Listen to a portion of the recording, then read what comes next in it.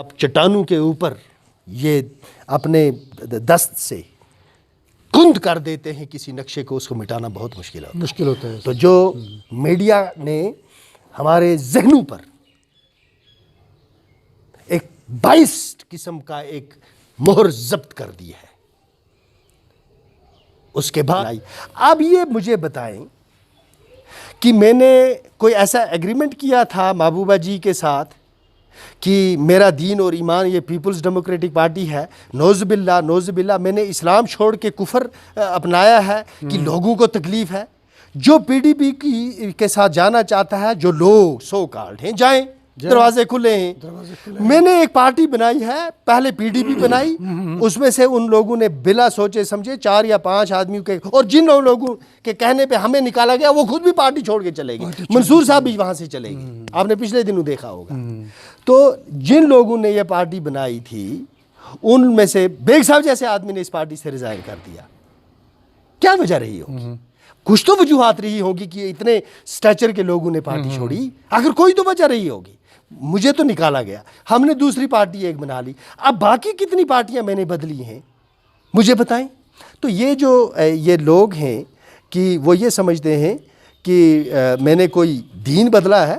میں ایک پارٹی میں تھا، وہ پارٹی بنائی تھی ہم نے اپنے خون سے۔ بارہمولہ کے لوگوں کو معلوم ہے، جو دیانتدار لوگ ہیں، کہ پی ڈی پی کا زندہ بارہمولہ میں اگر پی ڈی پی کو کسی نے رکھا، اللہ کے بعد جاوید بے کی محنت۔ میرے گھر بارہمولہ ہوتا تھا، وہاں سب لوگ جمع ہوتے تھے، وہاں سے ہم نکلتے تھے، بات بنے گی بولی سے، گرنیڈ سے نہ گولی سے، وہاں سے نکلتے تھے، جلوس میں آگے ہوتا تھا۔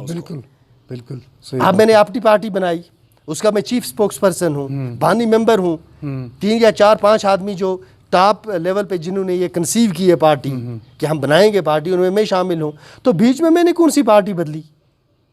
اور یہ میرا فیصلہ ہے، میں سیاست میں ہوں، کل مجھے یہ لگے کہ میں یہ پارٹی میرے ساتھ انصاف نہیں کرتی ہے تو میں ساری عمر ان کے تلوے چاٹتا رہوں گا کہ میں پارٹی چھوڑ کے بھاگ جاؤں گا؟ دیکھیں، ایک ہی چیز ہے جہاں سے میں نہیں جا سکتا، اور وہ ہے اپنے ایمان کے حساب سے، جو میرا دین کے معاملات ہیں۔ سیاست کے معاملات میں میں کسی کا زرخرید غلام نہیں ہوں کہ میں کسی پارٹی میں رہوں گا تو وہاں میں لوگوں کی جب تک خوشامد کرتا رہوں گا تو تب تک میں اس پارٹی کا ہوں، جس دن ان کی مرضی آئے گی اس مجھے برطرف کر دیں گے۔ تو لہٰذا یہ بیہودہ سا الزام ہے، اور یہ بیہودہ قسم کے لوگوں کا آرگیومنٹ ہے، اس کو سیریسلی نہیں لینا چاہیے۔ سیریس نہیں لینا چاہیے۔ چلیے ناظرین، آپ نے سنا ہوگا جاوید صاحب کہتے ہیں کہ میں بارہمولہ میں رہتا ہوں، میں دلی میں نہیں رہتا ہوں، اس لیے رہتا ہوں کہ لوگوں کی خدمت کے لیے۔ جاوید صاحب کہتے ہیں کہ میں نے اپنا ضمیر نہیں بیچا ہے، میں نے اپنے آپ کو نہیں بیچا ہے، جو پارٹی انہوں نے بنائی تھی انہوں نے کام صحیح ڈھنگ سے نہیں کیا، اس لیے انہوں نے اس پارٹی کو چھوڑ دیا۔ اب جو پارٹی انہوں نے بنائی ہے، جاوید صاحب کو لگتا ہے یہ پٹری پر چل رہی ہے، کب تک چلے گی اور کس طرح سے چلے گی، جاوید صاحب کی اس پارٹی پر نظر ہے۔ اچھا، جاوید صاحب سے ہم پھر پوچھنا چاہیں گے، ریٹ لسٹ کے معاملے میں سرکار، آپ ایم ایل اے رہے ہیں جی، ریٹ لسٹ سرکار تقریباً ہر سال عید پہ ہی کہتے ہیں کہ اس کا ریٹ ہے، اس کا ریٹ ہے۔ لوگ کبھی کبھی وہ چیکنگ کر رہے ہیں کہ لوگوں کا جو وہ سبزی، مرغ، میٹ وغیرہ اس کو کبھی کبھی ضائع بھی کر دیتے ہیں کہ یہ انسپیکشن کر کے یہ خراب ہے، وہ ہے، یہ ایک ریٹ مقرر کر لیتے ہیں میٹ کا۔ چلو میٹ 535 روپے کے جی ہے، مرغ 125 روپے کے جی ہے، وغیرہ وغیرہ، سبزی کا بھی ریٹ کر لیتے ہیں۔ تو آپ اس سے اتفاق کرتے ہیں، اس سے لوگوں کا فائدہ آ رہا ہے؟ اس ریٹ سرکار کا جو مقرر کردہ ریٹ ہے، لوگوں کو فائدہ ہے، اس سے مل رہا ہے سر؟ اس اتفاق ہے آپ اس سے سر؟ میرا سوال جو ہے یہ آپ اچھی طرح سمجھیں گے، اور جو لوگ بالغ نظر ہیں، اہل نظر ہیں، وہ بھی سمجھیں گے۔ جس سماج کے اندر رول آف لا ہو،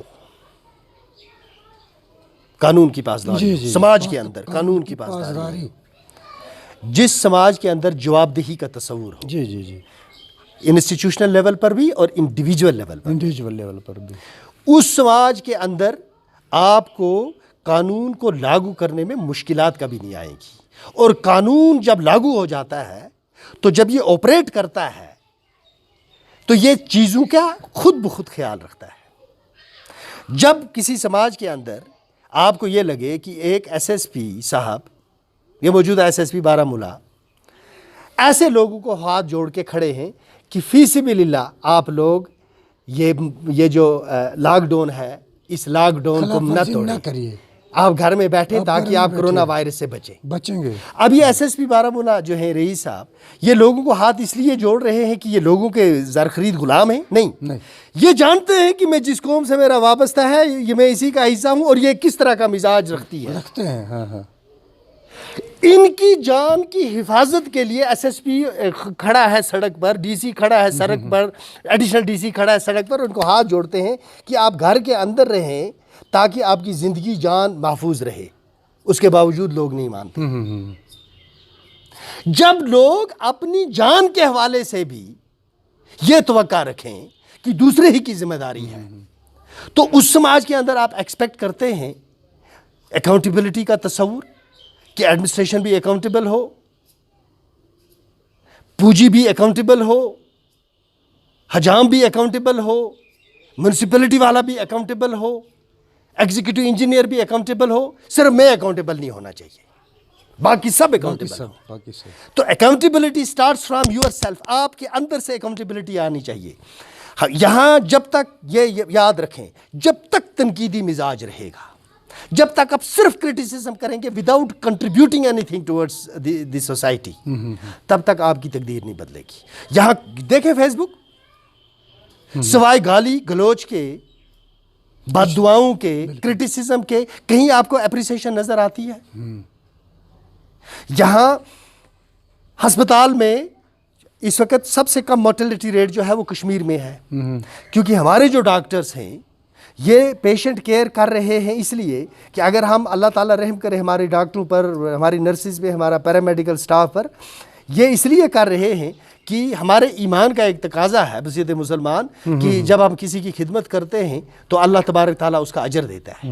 یہ اس وجہ سے ڈاکٹروں نے اپنے آپ کو اور اپنے بیوی بچوں سب کو داؤ پہ لگایا ہے، چاہے وہ نرسنگ سٹاف ہو، چاہے وہ آرڈرلی ہو، کہ ہم اپنے لوگوں کو بچائیں. اس کے باوجود آپ دیکھیں لوگ کس طرح سے کرونا وائرس پروٹوکال کو توڑتے ہیں اور کس طرح سے اس کو سپریڈ کرتے ہیں، ایک جگہ سے دوسری جگہ، دوسری جگہ سے تیسری جگہ.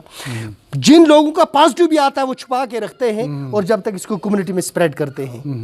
تو جب اس طرح کا سماج ہوگا، وہاں آپ یہ سوچتے ہیں کہ کاغذ پہ لکھی ہوئی ریٹ لسٹ پر عمل درآمد ہو جائے گا. ایک بیچاری، ایک غریب عورت میرے گاؤں کی جب پوجی کے پاس جائے گی تو وہ اس کو کہے گی ماز دے دو، اس کو پتہ ہی نہیں ہے 500 گرام کیا ہوتا ہے، 450. اس کو کیا پتہ ہے اس نے کیا تول کے دیا.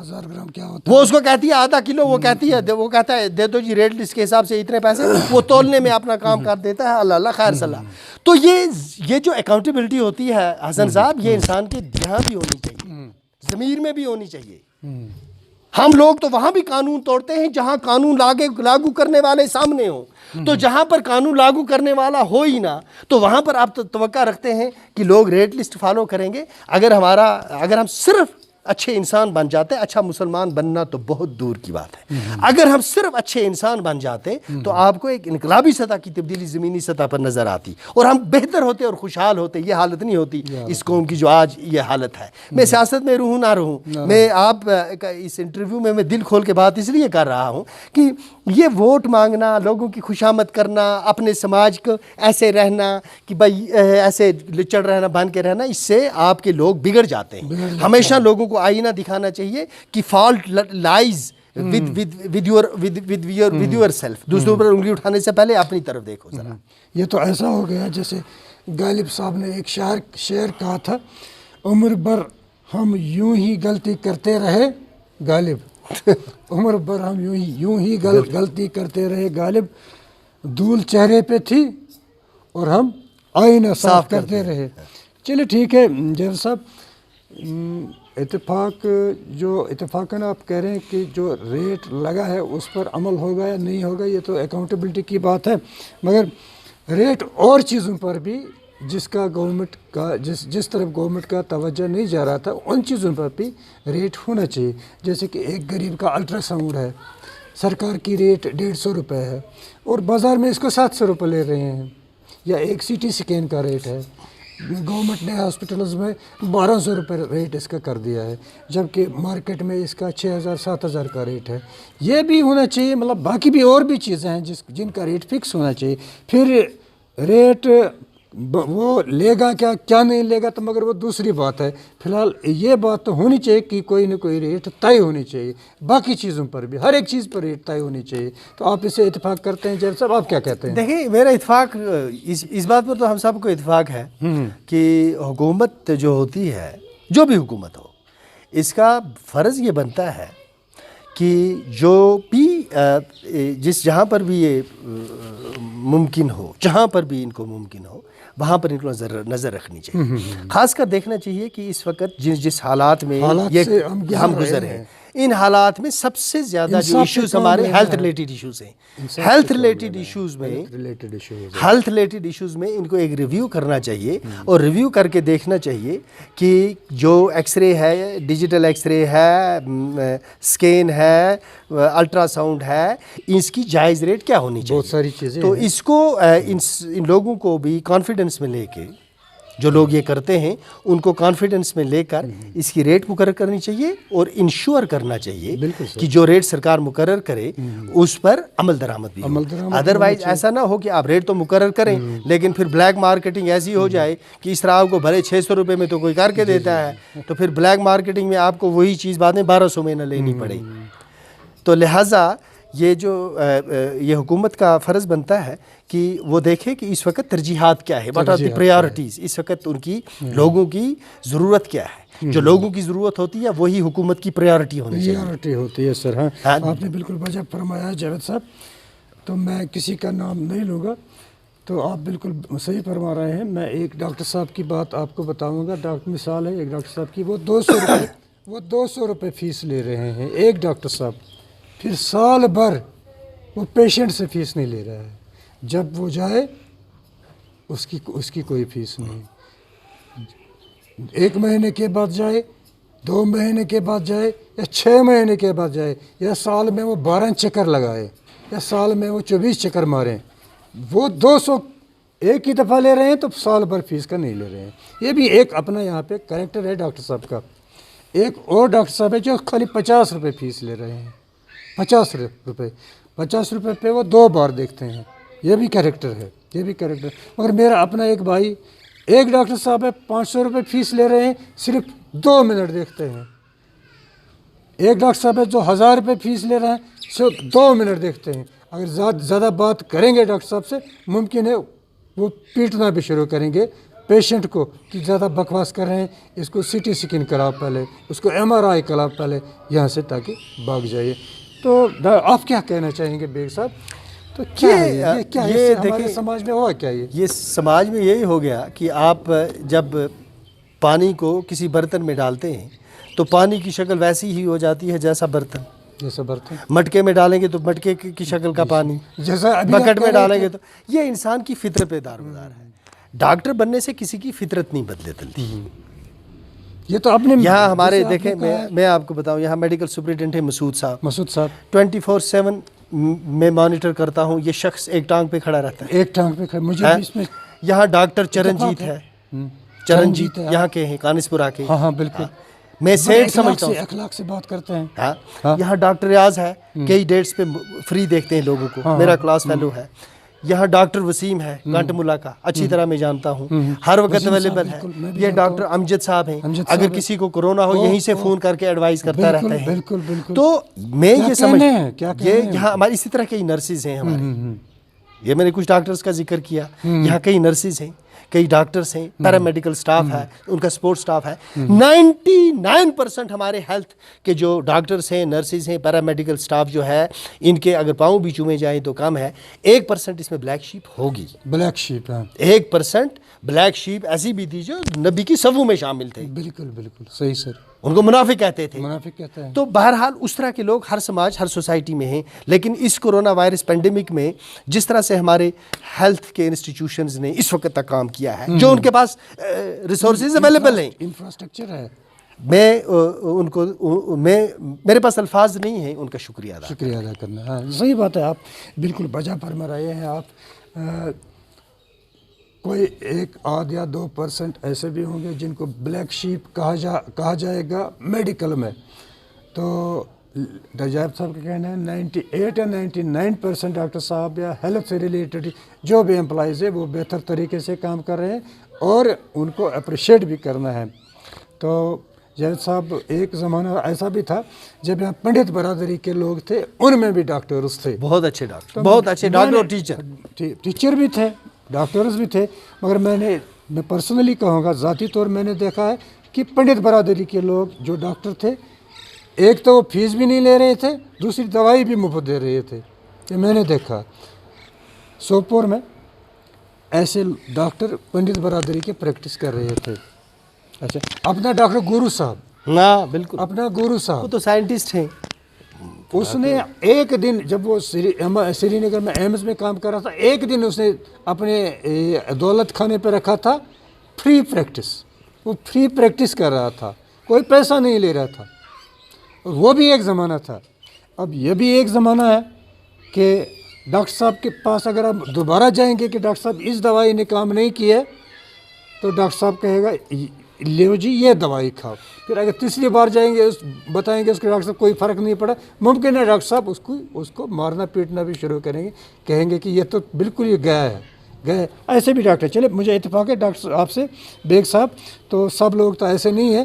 تو اگر آپ کہہ رہے ہیں 99%، تو میں کہتا ہوں چلو 99 نہ صحیح 90 ہی صحیح، مگر ٹھیک لوگ بھی ہے ہیلتھ میں، ٹھیک لوگ بھی ہے جن کی وجہ سے ہیلتھ ڈپارٹمنٹ چل رہا تھا. جیسے کہ آپ ڈاکٹر مسعود صاحب کی بات کر رہے تھے، وہ ایک ہی ٹانگ پہ کھڑا ہوتا ہے، جب بھی اسے ٹیلی فون کوئی کرے گا وہ آنر کرتا ہے سر. اچھا، تو ڈاکٹر ہم سر مختصر ہی کریں گے، آپ ٹائم تو بہت ہو گیا ہے. جاوید صاحب، میں آپ سے اب آخر میں پوچھنا یہ چاہ رہا ہوں کہ کرپشن کے بارے میں آپ کا کیا خیال ہے، اور آپ کرپشن لینے والوں کو، کرپشن دینے والوں کو کس نظر سے دیکھتے ہیں؟ یہ جاوید صاحب، ہم نماز پڑھتے ہیں، سر جھکاتے ہیں، مگر دل سے شیطان جاتا نہیں ہے.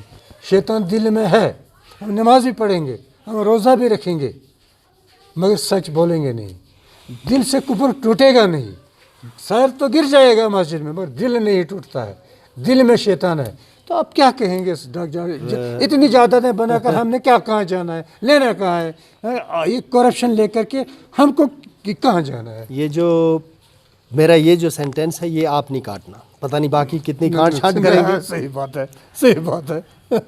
میں جو یہ کہوں گا آپ اس کو مہربانی کر کے رکھنا. دیکھیں جو اس وقت موجودہ کرونا وائرس، آپ میری طرف متوجہ ہوں.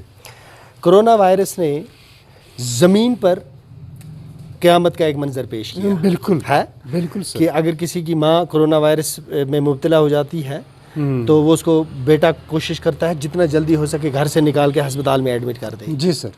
بیٹا ہو اس کو ہسپتال میں ایڈمٹ کر دے، باپ ہو اس کو ہسپتال میں ایڈمٹ کر دے. تو جو ہی لوگوں کو یہ پتہ چلتا ہے کہ ہم موت ہمارے گھر میں داخل ہو گئی ہے کسی ایک فرد کے اندر، تو اس فرد کو گھر سے نکال دیتے ہیں. تو یہ بے ایمانی اور کرپشن کے نام پہ جتنی بھی وراثتیں لوگ بناتے ہیں، کیا حاصل ہے اس کا؟ ایک باپ جو ساری عمر کرپشن کر کے ایک کوٹھی بناتا ہے، جو ہی کرونا وائرس کا پتہ چلتا ہے اس کے بیٹے کو، سب سے پہلا کام وہ یہ کرتا ہے اس کو اٹھاؤ اور ہسپتال میں ٹھوک کے آ جاؤ، میں گھر میں اس کو نہیں رکھ سکتا ہوں. آپ یہ بچوں کے لیے تھریٹ ہے.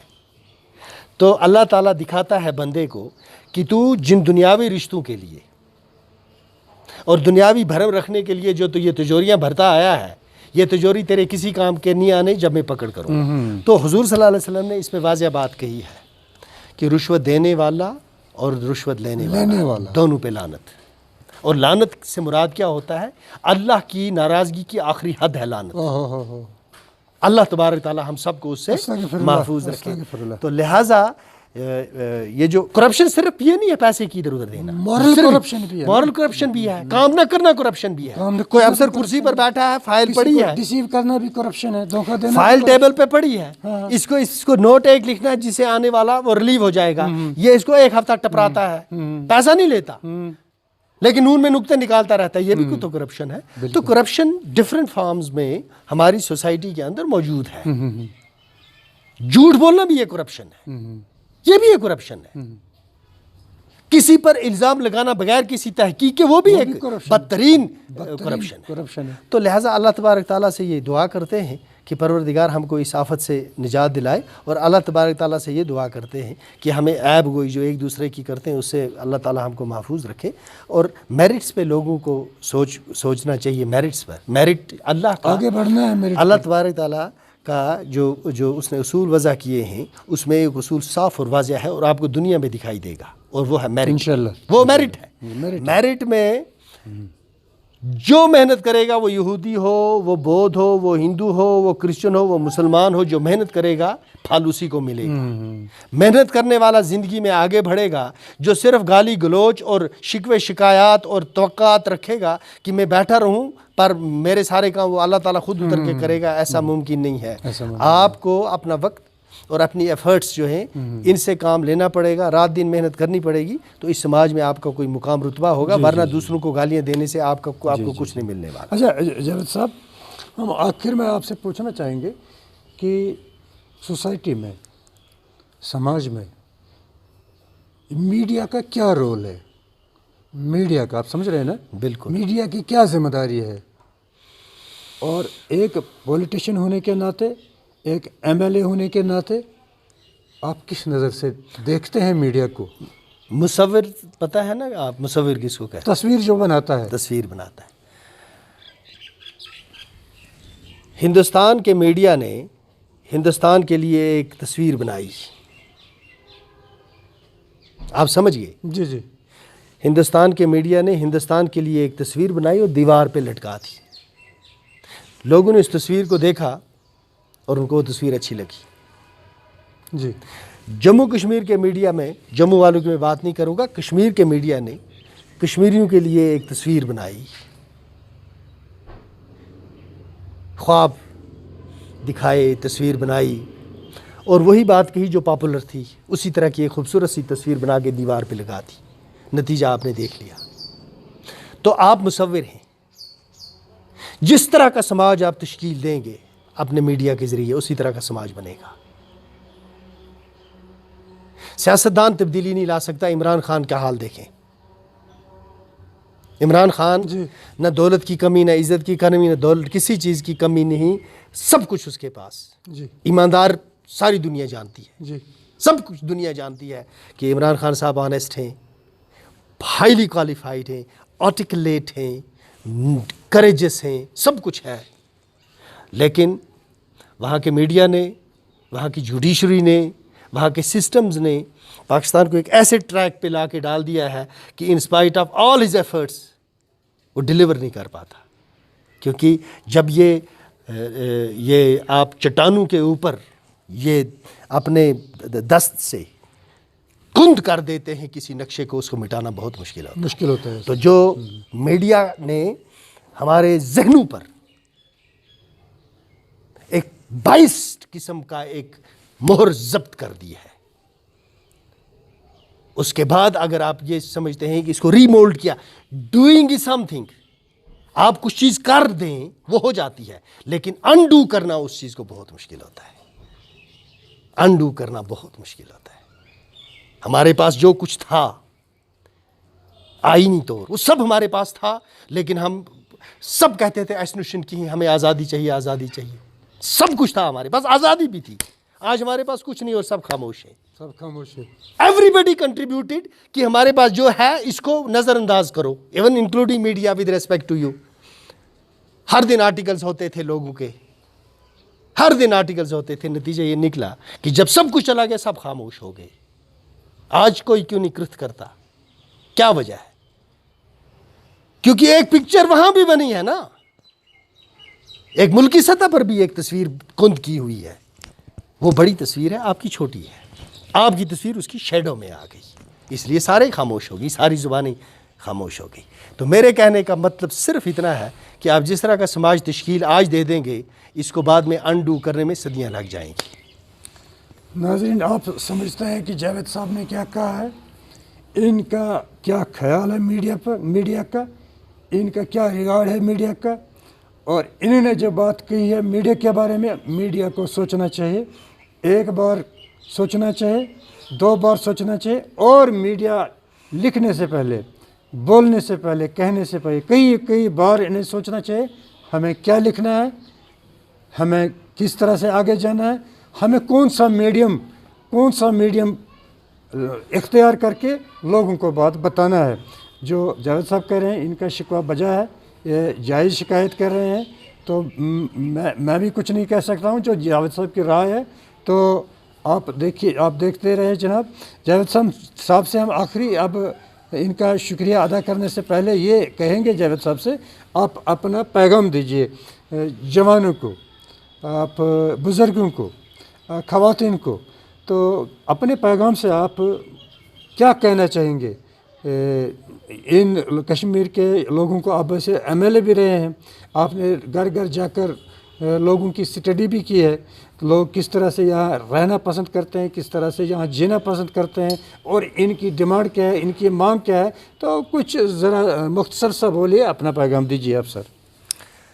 मेरा पैगाम बस छोटा सा है अपने सारे भाइयों से, बुज़ुर्गों से, बहनों से, माँओं से, कि जो आप अपने बारे में और अपने बच्चों के बारे में राय रखते हैं, जिस तरह आप अपनी इज़्ज़त और अपने बच्चों की इज़्ज़त और मुस्तकबिल को महफूज देखना चाहते हैं, इसी तरह आप दूसरों के बारे में भी नेक नीति से, दयानतदारी से राय रखें कि जिस तरह आप ख़ुद को इज़्ज़त और विकार के मुकाम पे देखना चाहते हैं, दूसरों की इज़्ज़त रेज़ी ना करें। आप अपनी इज़्ज़त चाहते हैं तो दूसरों की इज़्ज़त रेज़ी ना करें। जब हम सब अपनी इज़्ज़त करेंगे तो दूसरों की इज़्ज़त करना लाजमी हो जाएगा। जब हम दूसरों की इज़्ज़त करेंगे तो हमारे माशरे में एक कल्चर डेवलप होगा कि गिव एंड टेक रेस्पेक्ट।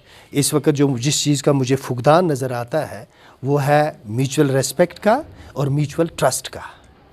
जब तक ये दो चीज़ें रेस्टोर नहीं होती हैं, जब तक हम एक दूसरे की इज़्ज़त करना नहीं सीखेंगे और एक दूसरे पे भरोसा करना नहीं सीखेंगे, तब तक ये कौम इस कन्फ्यूजन में से, इस कयास में से और इस फ्रस्ट्रेशन में से नहीं निकल पाएगी। चाहे आप मुझसे खुश हों या नाराज़, यही मेरा पैगाम है। जी सर, ये जावेद साहब का पैगाम है। इनसे हम इजाज़त अब लेना चाहते हैं। जावेद साहब से बहुत सारी बातें हुई हैं, और कोई अगर बात रह भी गई हो इंशाल्लाह अगली मुलाकात में जावेद साहब से वो भी पूछेंगे हम।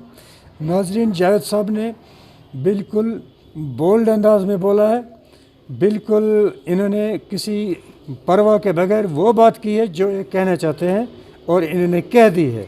तो जावेद साहब मुझे लगता है किसी के दबाव में नहीं आता है, किसी का बुरा भी नहीं चाहते हैं, मगर जावेद साहब सच बोलना और सच कहना चाहते हैं, और जावेद साहब इसी सच को लेकर के आगे भी बढ़ना चाहते हैं। और इसमें जावेद साहब कह रहे हैं कि लोग वही शक्ल इख्तियार करें, जो लोग बोते हैं हम वही पैदावार सामने आ जाती है। यानी कि लोग वो बीज बोए जिसकी पैदावार अच्छी हो, जिसकी पैदावार से लोग फ़ायदा उठा सकें। ये जावेद साहब का कहना है। हम जावेद साहब से आखिर में इजाज़त लेना चाहते हैं। आपका बहुत बहुत शुक्रिया है जावेद साहब, आपका हम खैर मकदम करते हैं प्रोग्राम में आने का। इंशाल्लाह अगर ज़िंदगी बाकी रही तो अगली मुलाकात बहुत बहुत शुक्रिया, इंशाल्लाह बहुत बहुत आपसे शुक्रिया, करेंगे। मैं बहुत शुक्रिया, थैंक यू। अस्सलाम वालेकुम।